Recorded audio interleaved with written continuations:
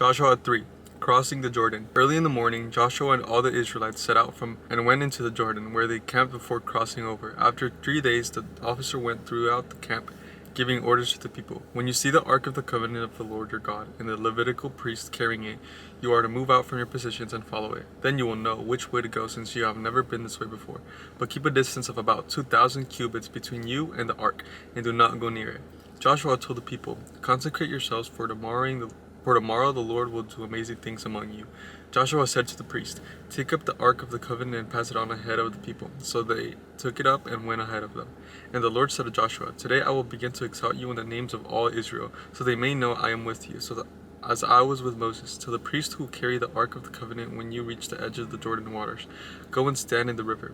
Joshua said to the Israelites, "Come here and listen to the words of the Lord your God.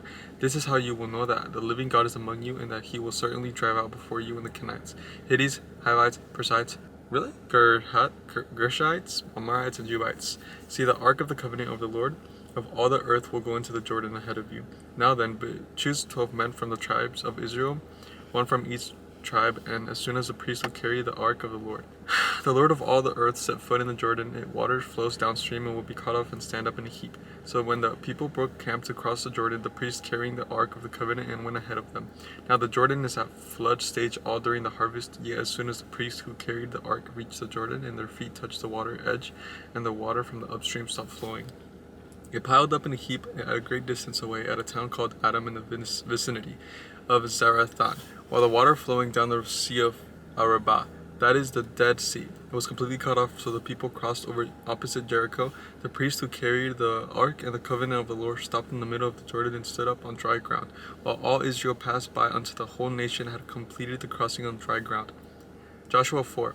When the whole nation had finished crossing the Jordan, the Lord said to Joshua, "Choose 12 men from among the people, one from each tribe, and tell them to wake up from 12 stones from the middle of the Jordan, from right where the priests are standing, and carry them over with you and put them down at the place where you stay tonight." So Joshua called together the 12 men he had appointed from the Israelites, one from each tribe, and said to them, "Go over before the Ark of the Lord your God into the middle of the Jordan. Each of you is to take up a stone on his shoulders, according to the number of the tribes of the Israelites, to serve as a sign among you in the future where your children ask you, 'What do these stones mean?' Tell them that the flow of the Jordan was cut off before the Ark of the Covenant of the Lord, where it crossed the Jordan. The waters of the Jordans were cut off. These stones are to be memorial to the people of Israel forever." So the Israelites did as Joshua commanded them. They took 12 stones from the middle of the Jordan according to the number of the tribes of the Israelites, as the Lord had told Joshua, and they carried them over to their camp, where they put them down. Joshua set them up with 12 stones that had been in the middle of the Jordan at the spot where the priest who carried the Ark of the Covenant had stood, and they were to this day. Now the priest who carried the Ark remained standing in the middle of the Jordan until everything the Lord had commanded Joshua was done by the people. Just as Moses had directed Joshua, the people hurried over, and as soon as all of them crossed the Ark of the Lord, the priest came to the other side while the people were watched. The men of Reuben and Gad and half the tribe of Manasseh crossed over ready for battle in front of the Israelites, as Moses had directed them. About 40,000 armed for battle crossed over before the Lord to the plains of Jericho for war. That day the Lord exalted Joshua in the sight of all Israel, so they stood in awe of him all the days of his life, just as they had stood in awe of Moses. Then the Lord said to Joshua, "Command the priest carrying the Ark of the Covenant now to come up out of the Jordan." So Joshua commanded the priest, "Come up on the Jordan," and the priest came up out of the river, carrying the Ark of the Covenant of the Lord. No sooner had they set their feet on dry ground than the waters of the Jordan returned to their place and ran at flood stage as before. On the 10th day of the first month, the people went up on the Jordan and camped at Gilgal.